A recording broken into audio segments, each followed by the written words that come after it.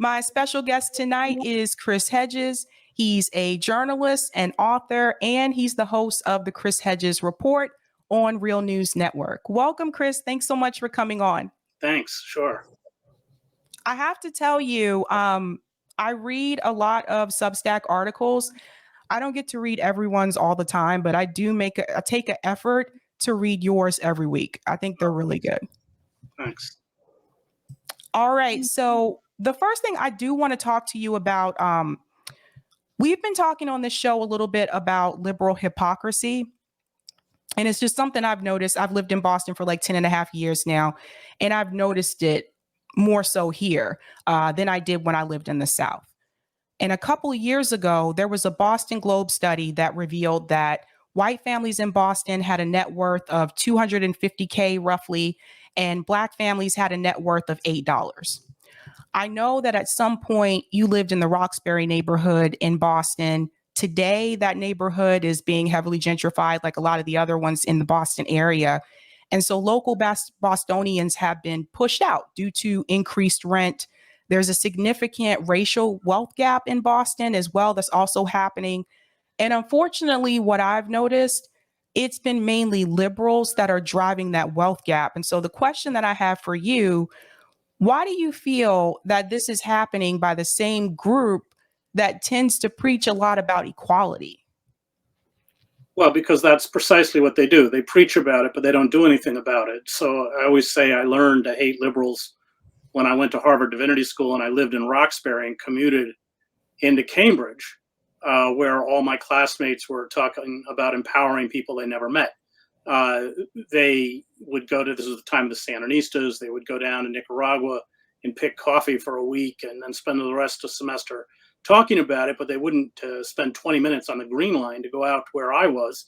I was across from Mission, Maine, Mission Extension housing project, which has been rebuilt. But when I was there, they were the worst projects in the city, where people were being warehoused little better than animals. So that's how liberals function. It's about moral posturing. It's not about doing anything. It's why Malcolm X said he'd much prefer to deal with a overt Southern racist than a Northern white liberal. And I feel much the same way. It's all about presentation. It's all about their defining themselves as the kind of moral arbiters of society, which is why when those of us on the left criticize them, they are the attack dogs used to take us down.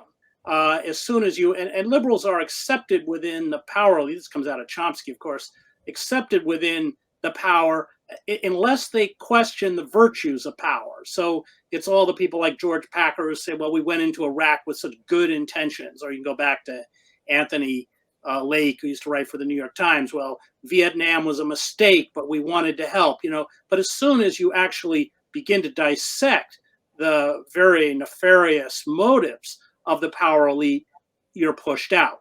And that's always traditionally been the function of liberals. It's why they are allowed to exist within a capitalist democracy. So if you look, for instance, at the inception of the war in Iraq, it was primarily sold to the American public by liberals. I mean, the day the war started, I was on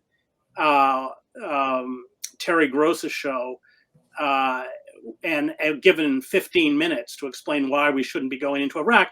And then I was followed by Michael Ignatieff, who I know very well, who talked about protesting the war in Vietnam. And you see the same kind of rhetoric with Ukraine. So liberals are kind of, if they're willing to serve the interests of power, which being good careerists, many of them are. I mean, Packer is a classic example. One of the worst cheerleaders of the war in Iraq, and now one of the biggest cheerleaders of the war in Ukraine. That's why they function. It's why those of us who come out of the radical left despise them so much. Well said. One example that happened more recently, we have a newer mayor here in Boston, Mayor Michelle Wu. She was pretty much the progressive candidate, so to speak, but she has not been, I would say, governing that way as a progressive. So recently we did have white supremacists march through downtown Boston. This has been happening across the country through the Patriot group. And Michelle Wu, rightfully so, called it out, but at the same time, I talked to Mayor Wu and I explained to her why, you're allowing developers to come into these communities like Jamaica Plain and Roxbury, and you're allowing those developers to buy those apartment buildings and push those residents out. So these are their communities. This is where they live their whole lives. So I get that you're calling out overt racism, but at the same time, I feel like you're somewhat complicit in systemic racism, which keeps people, constantly struggling here in an expensive city to begin with. Right. Well, that's the whole point. They don't address institutional racism. All those interlocking systems to keep the work to keep the poor poor, the courts, the schools, the police, the probation officers, the banks that redline, nobody can get loans. I mean, so that's never addressed. So I teach in a prison, and sometimes most of my students will come from cities like Camden, which I think is 97% people of color. And they'll sometimes say, a student will say, well, I know nobody ever said the N-word to me, nobody ever. And I said, well, okay, describe to me what your public school looks like.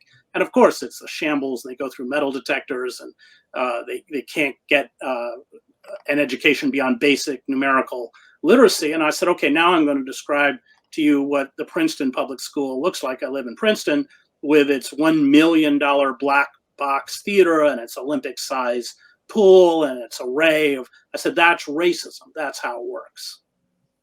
Well said. One of the things we've been talking about over at RBN, we are, pretty much done with the two-party system. A lot of us were supporters of Bernie Sanders. We canvassed for Bernie Sanders, donated money to his campaign, as well as members of the squad as well. We have found that we can help people more so by doing direct action and mutual aid. So that's kind of where we've been putting like most of our focus. When you think about like movements that have happened in this country, I always point to the civil rights movement because at that time it was unpopular, but it became very successful. And so the question I have for you, do you think we could have a movement like that in this country today, but this time a class movement where working class and poor people were fighting together here and marching the same way the activists did during the civil rights movement? Do you think that could happen, and why or why not? Well, let's differentiate between the civil rights movement and the Black Power movement because they're different.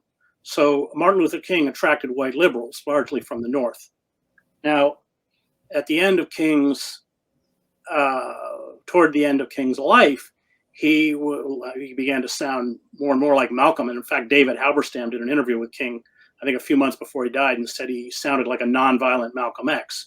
I mean, Malcolm X was a nonviolent Malcolm X, but there was a convergence there, and understanding that if you didn't eradicate economic racism, you would never eradicate racism. Well, that's when the white liberals began to walk away from King.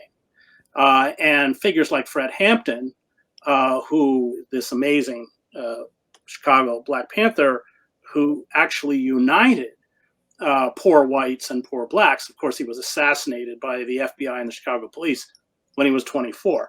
That they can't accept.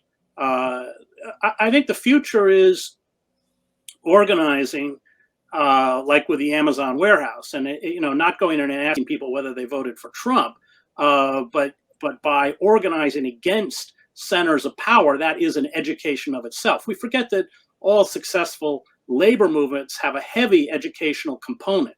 And the ruling elite is going to work very hard to make sure that those racial divisions are exacerbated. That's why the ruling elite was supporting Trump over Sanders. If you remember, even the major Democratic donors like Lloyd Blankfein, the former CEO of Goldman Sachs, there's an organization full of people who should be in prison.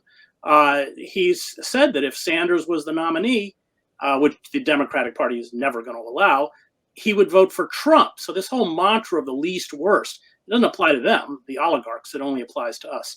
You saw that there were two campaigns where the military-industrial complex and the corporate elite felt challenged. One was 1948 with Henry Wallace. They destroyed him. He had been Roosevelt's vice president. The other was the 1972 campaign with McGovern. And there you saw a very similar process where the ruling oligarchs, both within the Democratic Party and the Republican Party, united to destroy Wallace and then united to destroy McGovern. And now we see a similar phenomena where the ruling oligarchs from the Republican Party have fused themselves with the ruling oligarchs of the Democratic Party. I'm talking about the traditional Republican Party, the Bushes, Liz Cheney, to counter this kind of right-wing populism, proto-fascism that has risen up within and taken over the Republican Party. My friend Glenn Ford used to call it Trump's white man's party. But I think that, you had Robert Reich wrote a column a couple of weeks ago saying maybe Liz Cheney would be our best candidate for president. This is utter insanity. But I think it shows the moral bankruptcy of the liberal elite and the liberal class. So it's all about organizing, because there you can cross racial lines in an Amazon warehouse, for instance. So I teach these amazing students, and if they have a 3.1, they get out, they can matriculate to Rutgers and finish their degree. Well, a lot of my students have been organizing the service workers at Rutgers University. My students are black, almost all of them. And a lot of these workers voted for Trump, but that's irrelevant. And I think the left has kind of committed suicide by going down that rabbit hole of woke culture and cancel culture, which not only doesn't play out with the working class, it doesn't play out with any of my students in prison. They don't have time for that at all. I'm interested too in reference to organizing, because I think one of the things that I struggle with, we have more technology now. We have social media, we have internet. And when I think about activists back in the 60s and the 70s, they didn't have any of that. And they were able to get hundreds and thousands of people together. We try to organize a lot, like across like social media platforms. It's a struggle. Especially with a platform like Twitter, just because there's always people that come in that they're infiltrators. They pretend like they're for the cause, and then they turn on you, or they get people to be against it. And I'll give you a perfect example. Last year, we had the marches for Medicare for All. They were in different cities across the country, and there were some nefarious actors. They pretended like they were for it, and then obviously turned on us as well. I was really surprised to see the number of people that they went along with Bernie Sanders' movement, and Bernie Sanders told us it's about the 99% and we need Medicare for all. Some of those same people, when we were like, yes, we still need to fight for these issues, all of a sudden, because it wasn't attached to a campaign, they didn't like it. They thought it was a bad idea. They didn't want to protest. They didn't want to march, or they say, like, what is a march actually going to do? What has been your experience in reference to that, like direct action? And when you get those kind of comments that come through, like, well, what is a march going to do? Well, so social media like Twitter is very useful in creating flash mobs. You can get a large number of people, like the Women's March on Washington against Trump. But it's not a good and effective tool for organizing, which is about building personal connections. So I spent a lot of time in Zuccotti Park during Occupy. There you saw people building relationships and building connections quite potently. So social media is effective in terms of getting out a message quickly. It's effective in getting people to gather at a certain point for a one-off. But it's not effective at building movements. Movements are built the old-fashioned way. And they, as we saw, you look at what Chris Smalls did in Staten Island. How many years did it take him to build that union? I think it's 2 or 3 years. That's what it takes. It's almost person by person, and that's what we have to go back to doing. And if you're sitting alone in front of your screen, not only are you not really doing activism, but you're exactly where the ruling elites want you to be, which is alone in front of your screen. Good point. Good point. In reference to Occupy Wall Street, that was a movement that I felt was actually on the right path. Obama came in and stopped that, like a lot of different things. But I look back on it sometimes and I wonder if it was a good idea for Bernie Sanders to take that same message about the 99% versus the 1% and run it through a political campaign. Because I've seen this happen before where there's been these movements and there's been action on the ground. Democratic Party comes in or gets a hold of it. They co-opt the movement. The message has changed and people just don't feel it the same way they did anymore. I look back on that and I wonder, instead of like taking that message and running it through a political campaign through the Democratic Party, why do you feel Bernie Sanders didn't choose to go out and fight with the Occupy movement outside of electoral politics instead of running that message through a political campaign? Well, I know why, because he didn't want to destroy his political career.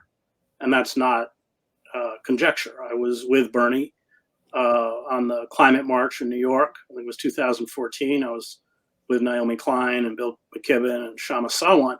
And before the event began, Shama, who's a fireball, was just pushing Bernie to run as an independent. And Bernie finally, exasperated, said, I don't want to end up like Ralph Nader. And as a caveat, I'm very close to Ralph. I was a speechwriter when he ran. Well, that's kind of said it all. In other words, he knew that if he stepped outside and challenged the Democratic Party, they would destroy him the same way they destroyed Nader. And he didn't want to take that risk. So Occupy changed the language, not just of the Sanders campaign, but just changed the language by which we speak about the rise of this oligarchy and the worst kind of social inequality in American history. And yes, Bernie co-opted it. And to be fair to Bernie, I think Bernie's commitment to the working class is real. I don't think like a figure like John Edwards, would use that language, but has never shown any real interest never showed any interest in the working class. But I think the commitment is real. But Bernie stops at that line. He won't go after the Democrats. He, of course, caucused with the Democrats. Remember, he campaigned for Bill Clinton in 1996. And that was after Clinton not only passed NAFTA, which was the greatest betrayal of the American working class since the 1948 Taft-Hartley Act, but also after the Omnibus Crime Bill, which visited untold suffering on hundreds of thousands, if not millions, of families within this country.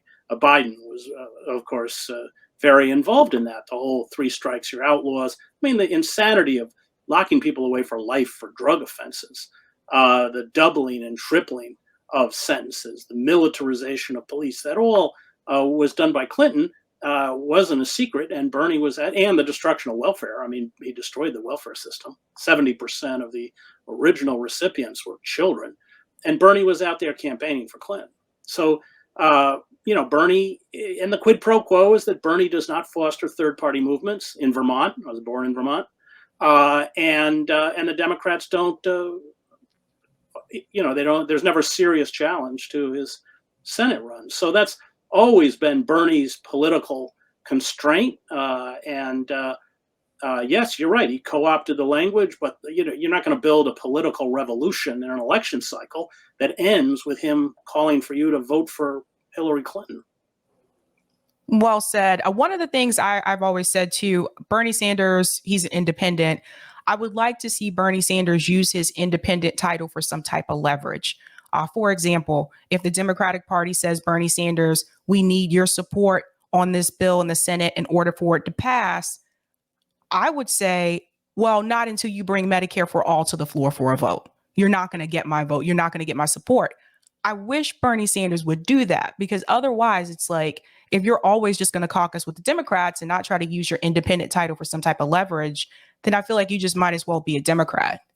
Well, he is a Democrat. Same way the Squad is. The Squad's completely capitulated because they don't want to end up like Cynthia McKinney. So I don't expect much from politicians. I was on Brianna's show and she said, how do you feel about these people who gaslight and manipulate the public? I said, well, that's the definition of a politician. That's what they do. Politicians are people who want to do that kind of stuff, have kind of, in my mind, a kind of personality flaw. So it's all about movements. It's all about pitting power against power. And the only power we have are in numbers. One of the things that I did notice when Bernie ran in 2020, I noticed that he really didn't go after Joe Biden's record. Not like he could have, especially in that final debate when it was just him and Joe Biden. I was like, I was watching that and I said to myself, like, I don't think he's really trying to win this. I said, I don't know what it is, but I feel like there's so many things that you could have said about Joe Biden, things that he's done policy wise. And I felt like Bernie, in a way, I felt like he really wasn't fighting there in the end. And I had to ask myself, why didn't he call out Joe Biden's record the same way Kamala Harris did, the same way Cory Booker did? And I want to get your opinion about that. He even went on to say that Joe Biden was his good friend multiple times throughout the debates. Why do you feel he didn't attack Biden's record the way that some of the other candidates on that debate stage did? Because he doesn't want to antagonize the Democratic Party leadership to an extent that they'll destroy him. That's why. And he's acutely aware that if he crosses a particular line, he's finished.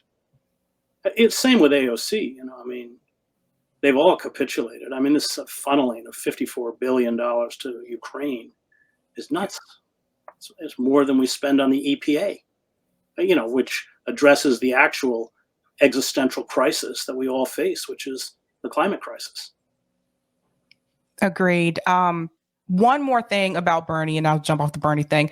But one more thing, when he lost in 2016, and even after 2016, I said, okay, he's running again 2020. If he doesn't win this time, I sincerely want him to do it this time. I wanted Bernie Sanders to start a third party movement or some type of third party organization. I felt like he has the name recognition to do it, and he had a lot of supporters, and he chose not to do that. He said that if he lost, he would still be outside with his people, with his movement.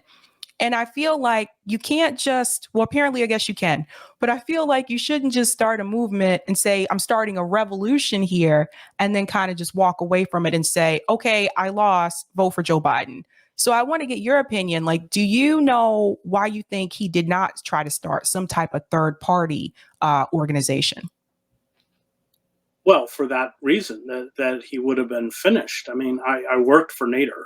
Ralph Nader had name recognition, certainly had, a couple decades ago was equal to, perhaps even greater than the name recognition of Bernie Sanders. And they destroyed Ralph. They turned him into a pariah. I was at, Cornel West and I were with unhoused people who marched on the appropriately named Wells Fargo Center in 2016, several thousand people. And it was when Bernie was endorsing Clinton, and his delegates walked out, and they were of the convention hall, were chanting, what does democracy look like? This is what democracy looked like. And Bernie didn't join them. And Cornell, who's prescient about everything, said, Bernie's missed his historical moment. And I think that's right. But Bernie just lacks the political courage, and has always lacked the political courage. Do you think that he should run in he has hinted that if Joe Biden doesn't run in 2024, that he's entertaining running again in 2024. Do you think that he should do that? Democrats will never allow Bernie Sanders to be the nominee, ever. And history has proven that. I mean, they not only used the DNC as a weapon against him, Obama, who, you remember Biden started the primaries. He was a disaster. Nobody wanted him. And then the Democratic Party found their savior in Michael Bloomberg, of all people, a billionaire who, 1 week is a Republican and the next week is a Democrat. That didn't work. And then Obama had to get everyone to drop out. The Democrats, I mean, they stole the Nevada caucus. I mean, they disenfranchised voters, independent voters, especially because they tend to be young and they tend to vote. There were a lot of dirty tricks that the Democrats used. They'll never allow him to be the nominee. It's impossible. Something interesting too that's happened recently. There's a third party candidate. I'm not sure if you've heard about this. He's running for Senate for North Carolina. Matthew Hoh. Matt's a good friend of mine, and look, it's a very good example. I didn't mean to interrupt you, but look what they did. You can explain. I mean, there's a perfect example. Absolutely. Matthew Hoh met all of the requirements that he needed as a third party candidate. There was a certain number of signatures that you have to collect. He got more than that amount. And the Democratic Party in North Carolina decided to start calling people that were on that list, not only just calling them, but actually dropping by their homes and asking them if they actually meant to sign it. Obviously, they did. And so they decided that there were like, I think 5 signatures that they thought were a little suspicious. So they decided just to throw it all out to prevent him from getting on the ballot. Right. And so that was 3 Democrats and 2 Republicans on the committee. And so the same thing happens with the debates. So it's not run by the League of Women Voters anymore. It's a private corporation, usually sponsored by the healthcare industry and the insurance industry and the pharmaceutical industry. And I wouldn't want to debate Ralph Nader. They never allowed Nader on the debates. If you go back when Kucinich was running the primaries, they said, well, it had to be in the top 4. Well, I think at a certain point, I can't remember what state, I think it was maybe New Hampshire, I can't remember, it was fairly early, Kucinich was in the top 4, and they just changed the rules because that debate was sponsored by the insurance industry, and Dennis calls for universal health care. So the system's completely fixed. It's fixed. I mean, it's so rotten. We have the Democratic Party spending millions of dollars to fund far-right candidates in the primaries as if that's to get them the nomination because they think they'll be easier to beat. And if you go back and look at the Podesta emails that were published by WikiLeaks, the Clinton campaign was working overtime to make sure Trump was the nominee because they thought he would be the easiest to pick off. It's just insane. These people are so out of touch. I mean, I'm not, I'm getting old myself, but I mean, Pelosi's 83, Schumer's 71, Biden's, 79 or something, 78. I mean, they live in a time warp. They're completely disconnected from the reality in the country. They're going to get shellacked in the midterms. So then you've got Congress and a Supreme Court in the hands of these proto-fascists. And I think they'll come back. If it's not Trump, it'll be DeSantis or, Pompeo or one of these other who are actually more dangerous than Trump because Trump's incompetent. I can see that happening as well. Actually, we just did a poll recently on this show about who people thought would win in 2024. And the majority of people ended up voting for, I think it was DeSantis, that they think would win in 2024 if Joe Biden ran again. But I think when you talk about the system, being fixed, what do you say to people who still, want to try and believe in that strategy of like trying to put progressive through the Democratic Party? Like, I don't think it works because I feel like you are taking them and you're putting them into a system that they're supposed to be fighting against, right? They're fighting against corruption. They're supposed to be against corporate money, but you're putting them into the same party that is corporate owned. And that party isn't really going to let them do what they want to do. I think we've seen that multiple times recently with Nina Turner. She came forward and she said in a recent interview with Status Quo that the squad did not support her for her recent campaign because they were threatened. And they went on to say some of those threats included losing committee assignments, having primary challengers. I don't really consider that a threat per se, but those were some of the threats that they received. So what do you say to people that still want to try to do that strategy? And if progressive members in Congress were to contact you today and ask you for advice, what advice would you give them? Well, they have to care more about their principles than they do about their career. And unfortunately, they care more about their career than they do about their principles. They don't want to pay the price. They don't want to pay the political price. I don't, there's very few people, Matt is a perfect example. The Democrats were terrified of Matt Ho because he ain't going to back down. So they had to eradicate him. They had to make sure that he couldn't even run as a candidate. I mean, it shows you how frightened they are because I don't think the Green Party is going to pose any kind of a real threat. They went after Jill Stein. They went after Ralph. I think Ralph's height, I think he polled in 2000 about 4%. But Ralph, at one point in the campaign, rented out Madison Square Garden. He didn't actually have the money to do it, but he just charged everyone at the door, I think $5, and managed to pay for it. And he filled Madison Square Garden. The Democrats saw that and they just freaked out. So they know that nobody wants them, that people vote mostly against those they hate, not for those who they want. They're desperately flailing around, the Democrats, Roe v. Wade. I mean, they're culpable for Roe v. Wade. They had 20 years when they could have codified that in a law. And they didn't, because they used it as a fundraising strategy and a campaign tactic. I mean, the cynicism is pretty dark, and the media doesn't help, because it perpetuates this myth of a two-party system on almost every major issue. There's no difference between the Republican and the Democratic parties on trade deals, militarized police, wholesale surveillance, the military budget. 38% of all military spending in the world is in our military. We spend more than the next 9 countries combined, including Russia and China. There's no difference between them. It's the what Freud called the narcissism of minor difference. Abortion's not a minor difference, but it's cultural issues, and politically, economically, they're the same.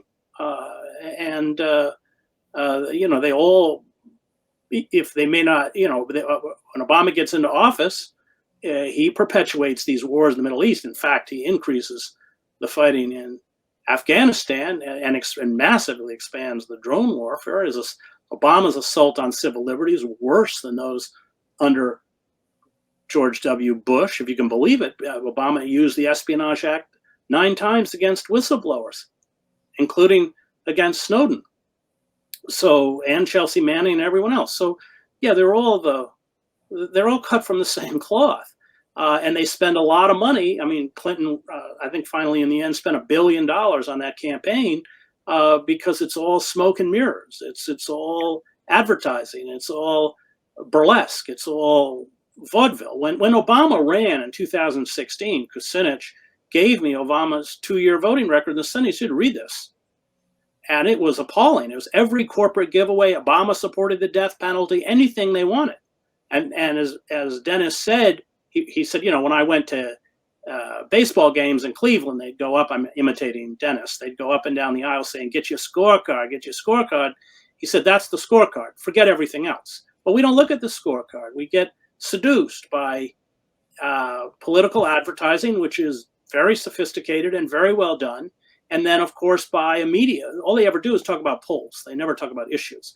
And everything replicates a sports contest. I mean, even the way they'll set up the desks, and there's one loony who supports Trump and somebody who supports Biden, and they both lie through their teeth. And there's a cynicism to it. But it's all it's anti-politics. It's all completely vapid. It's all void of actual issues and actual ideas. And of course, and now we've cut ourselves off. We live in a society where nobody reads anymore, which is scary to people like me and Cornell and Noam and everyone else. I don't know how you can truly understand capitalism if you don't at least read the first volume. I don't pretend it's easy. The first volume of Capital by Marx. I mean, Rosa Luxemburg. I mean, all these great revolutionary theorists. Malcolm. I mean, they read in a prison because they can't spend all day on the internet. But that book, Malcolm Speaks, that's a really, still to this day, a really important book for my students. There's more depth and political kind of understanding in the prison classrooms than there are. I've taught at Princeton, Columbia, and other places than there are in those classrooms. Partly because all of those kids in the elite schools want to be part of the 1%, but also because my students in the prison, who are what Gramsci would call organic intellectuals. I mean, they've turned their cells into libraries. They're serious intellectuals. They just never came out of a school system that gave them a chance.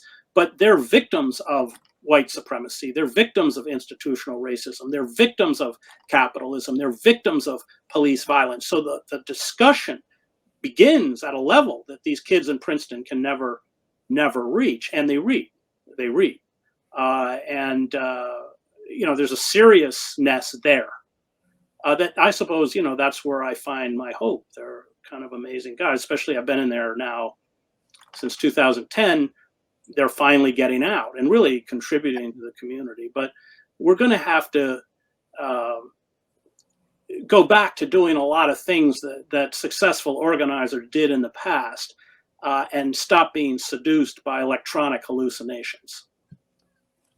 I agree with that. I think something that the pandemic kind of opened my eyes to, especially during that time, because we were shut down here in Massachusetts. I didn't know my neighbors. Mm. And I'm like, how do you live here for like in this building for 5 years and you don't even know the people that live next door to you? So I think that was kind of like a wake up call for me.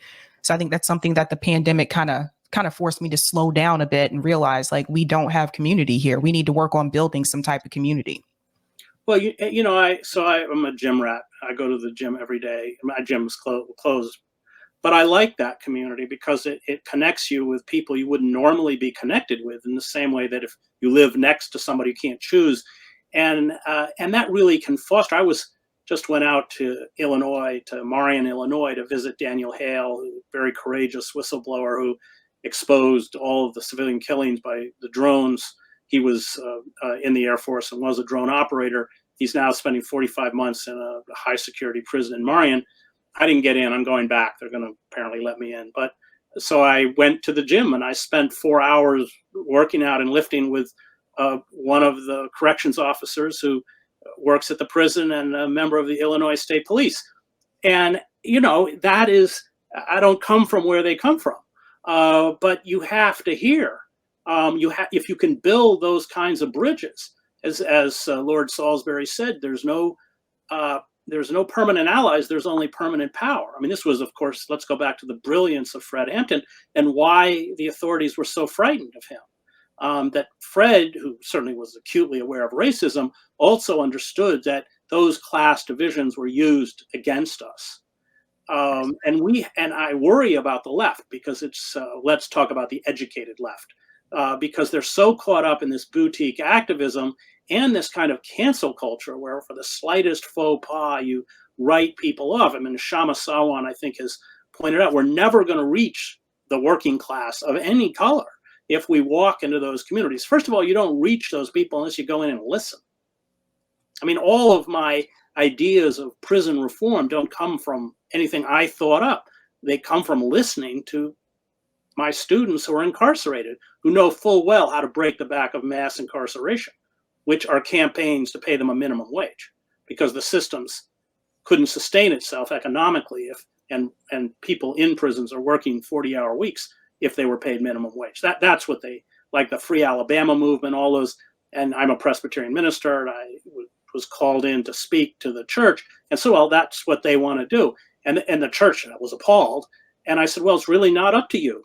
It's up to them. If you don't want to listen to them, which they don't, because they're liberals, they want to look like they're doing something. I mean, I spoke at Harvard during the Occupy movement, and Harvard was quite astute about how to choke off the Occupy movement. So you had a group of tents in the middle of Harvard Yard.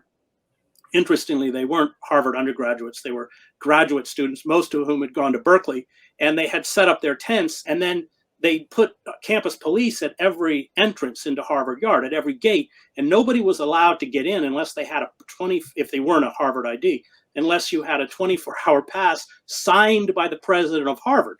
Well, I had a lecture, so I had one, and I gave my lecture. I was they were supposed to stay at the faculty club, and they said, okay, well, we'll take you back to faculty. And I said, no, I'm sleeping in Harvard Yard with the kids. And the deans met, and finally campus security came down at 11 and said, okay, but I said, I got a pass. It's legal. I can stay here.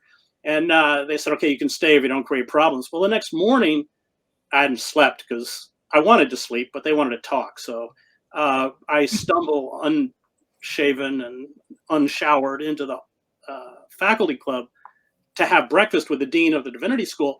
And he said, well, we really want to at Harvard Divinity School be relevant, to the Occupy movement, and just wondering what you thought we could do. And I said, well, the faculty could go out and sleep in the middle of Harvard Yard like I did last night.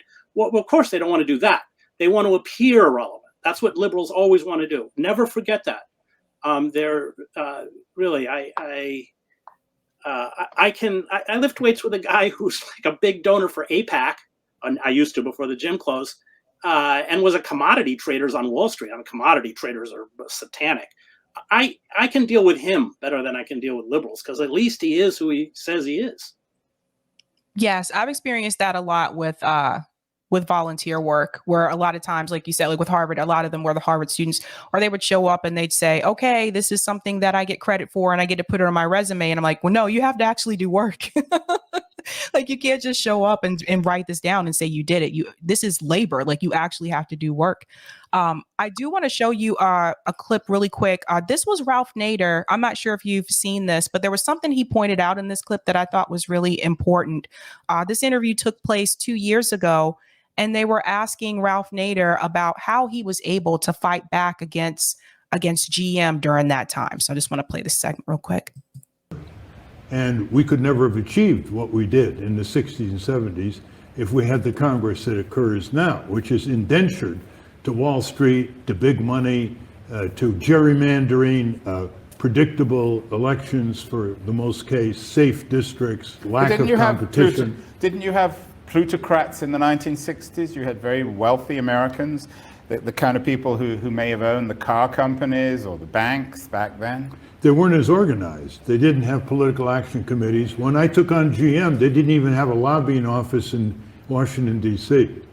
Now they're much more organized, and it teaches us a lesson. When we beat them, they come back even stronger if we don't become more organized. Democracy is all about civic organization. It's not just public opinion. That's important as a brooding omnipresence, signaling to the lawmakers that the bulk of the people are behind the few activists that are in the vanguard. Okay. I want to get your take on that. He talks about political action committees, that they didn't have to worry about that back then. It was easier for him to fight against GM. And he said like he couldn't do it with the Congress that we have today. And I want to get your opinion about political action committees, because I've shown like donor information on my show multiple times. And sometimes people will comment and they'll say, oh, well, that's a safe pack. That's okay. And I'm like, well, is it? I don't know. I mean, they're taking corporate money. So I want to get your opinion about political action committees. Do you think there's a such thing as a safe political action committee? No, they're all bought off. MoveOn.org. I mean, I was involved in the whole organizing when Obama, remember, promised that we were all going to have the public option and then betrayed us.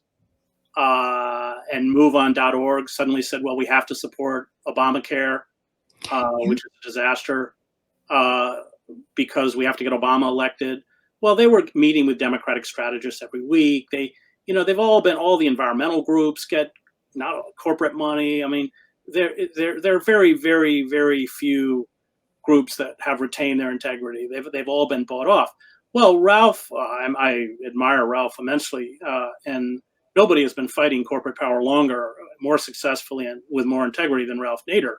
And what happened is that during the Clinton administration, there was a California congressman named Tony Coelho, and he and Clinton conspired to get corporate money. They said, we can get corporate money and we'll do corporate bidding. So we'll take back the law and order issue. Biden was in on all of this. We'll slash taxes. We'll deregulate the FCC. We'll destroy Glass-Steagall. We'll do anything you want. We'll deindustrialize. We'll pass NAFTA. And sure enough, they did get corporate money. Well, what they also did is destroyed that left wing within the Democratic Party, people like Proxmire, Fulbright, and others.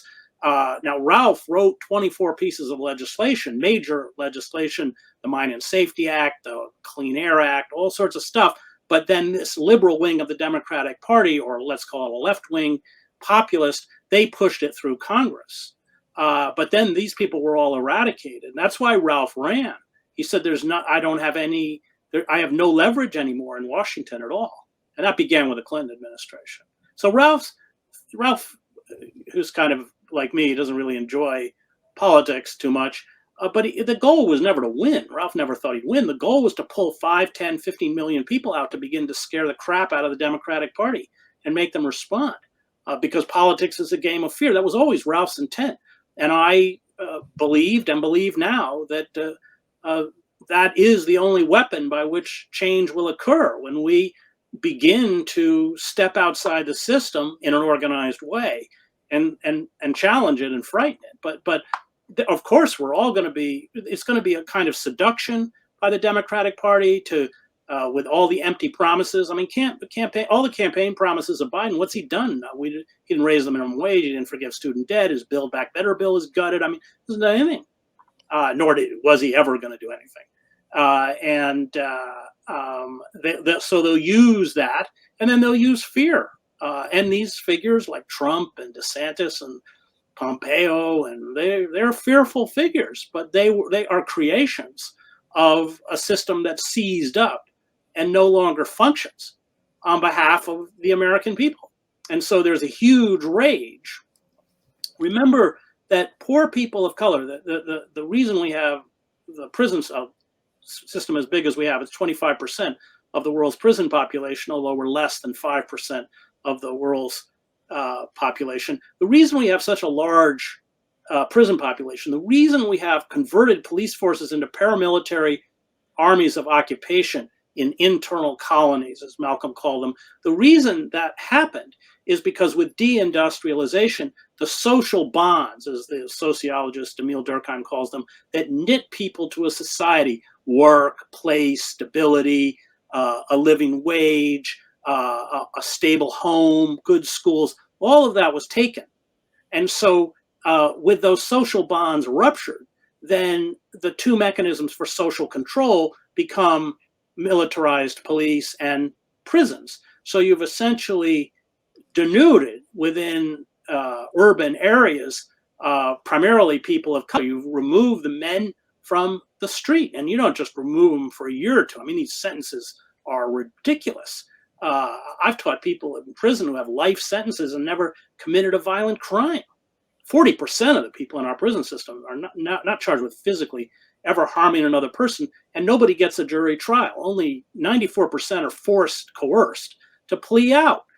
So that means the prosecutor and the police stack all sorts of charges against you. They know you didn't commit, and then they use them as bargaining chips. But if you actually go to trial and then you don't get adequate legal representation, all of those charges, and it's your word against the cops, you're finished. And that's the tragedy, because the students that I teach with the longest sentences are usually innocent. They didn't commit the crime, but they were foolish enough to go to trial. So you have destroyed, and that economic statistic that you cited is important, because black families in particular have suffered far more than white families, no comparison. But you also have disenfranchised the white working class. Half of my family, my mother's side of the family, comes out of the white working class in Maine, so I've seen it. The political and cultural and social opinions they hold are indefensible, but they're angry. It's a gun culture. They're all veterans. And the difference, and James Baldwin points this out, between, he said that there's a wonderful essay, I can't remember which one it is, but anyway, everyone should read all of James Baldwin. But there's an essay where he talks about why black people don't have a midlife crisis. He said, because when you grow up black, you know the system's fixed against you from the moment you come out of the womb. But if you're white, you can be fooled into thinking, oh, I can be anything, the Oprah stuff, I can be anything I want to be, I can achieve, but then of course you get to be about 40 and you realize your life is a dead end, like I'm talking about, the uneducated, unskilled working class is a dead end. And that's created the kind of rage that we're now seeing, that is contributing to the rise of this Christian fascist movement. I've called it proto-fascist movement, whatever you want to call it, but this kind of very frightening authoritarianism. And it is a way, look at Marjorie Taylor Greene. She's a total nutcase. But these people feel victimized, and they're not wrong. They have been victimized. And the more vulgar, the cruder, the more these people speak in the language of violence, the more popular they become. And so I spent 2 years writing a book on the Christian right called American Fascists, the Christian Right in the War in America. And I came to the conclusion at the end of the book that the only way to break the back of the movement, because they all engage in magical thinking. Hannah Arendt writes about this. When life becomes just so unpalatable, you create a world of irrationality to cope, and you can't argue these people back into the rational world. That the world was created in 6 days, and Adam and Eve, who were real people, lived with dinosaurs or whatever. You can't do that. It isn't going to work, because you're attempting to push them back into that fact-based, reality-based world that almost destroyed them. And the only way to break the back of the movement, I wrote the book 10 years ago, is to reincorporate these people back into the economy and into the society. And of course, we've done the opposite, and now we're paying for it. But the Democrats bear a tremendous amount of blame, in some ways worse than the Republicans, because it used to be in the old Democratic Party pre-Clinton that labor had some voice, that there was some, they took in, it took into account labor as a force within the party. Well, they abandoned labor completely. That was Clinton. And Thomas Frank wrote a really good book, really funny book about this. He goes to one of these Clinton meetings in Boston. Everybody should read that chapter. It's hilarious, with all these kind of, liberals, how we're all going to be entrepreneurs and all this kind of stuff. And so, yeah, the Democratic Party is as culpable for where we are as the Republican Party. I have two more questions for you. Do you think, well, the first one is in reference to donors. I talked about this last night. Jeffrey Katzenberg donates to Democrats, donated $20 million to TYT, is also donating money to Liz Cheney.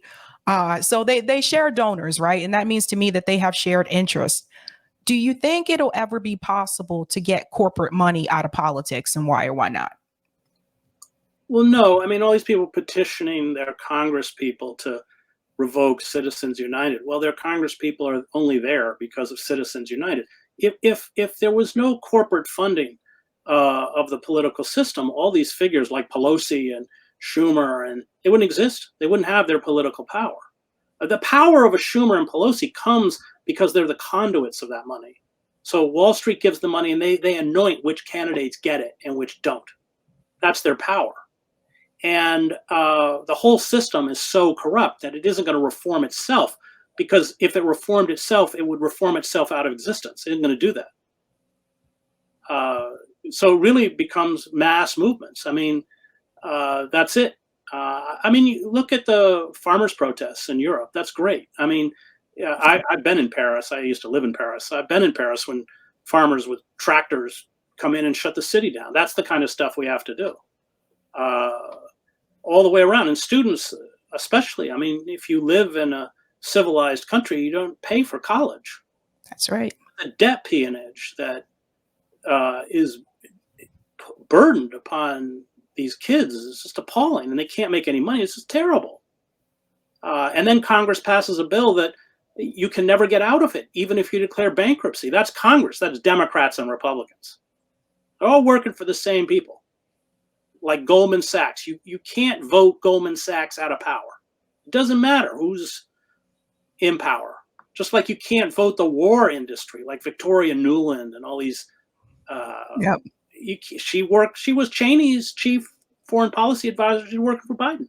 She worked for Obama too. So yeah, they're all the same. I mean, the Democrats are a little slicker, perhaps, but they're just as morally bankrupt and frankly just as evil. I mean, Biden gets a pass. I mean, I go into that prison.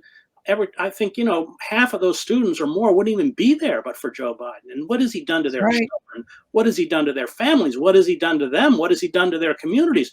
There should be a price to pay for that, but nobody's making him pay it.